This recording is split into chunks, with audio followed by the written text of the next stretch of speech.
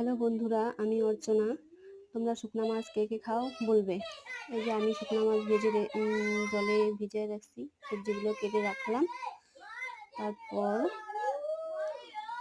মশলা, রসুন, লঙ্কা আর শুকনা মাছ বেটে নিচ্ছি, ভালো করে বেটে নিচ্ছি। তারপর কড়াইতে তেল দিয়ে বেটে রাখা মশলা দিয়ে দিলাম।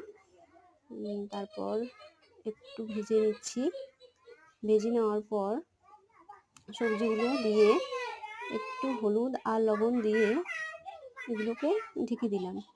তারপর একটু হওয়ার পর ঢাকনাটা তুলে দিলাম। তুলে দেওয়ার পর আর একটু ভেজে নিলাম। ভেজে নেওয়ার পর একটু জল দিয়ে দিলাম। তারপর একটু ভালো করে জাল দেওয়ার পর জাল দিয়ে দিলাম। এখন প্রায় হয়ে গেছে, আর একটু জাল দিয়ে নামিয়ে নেব।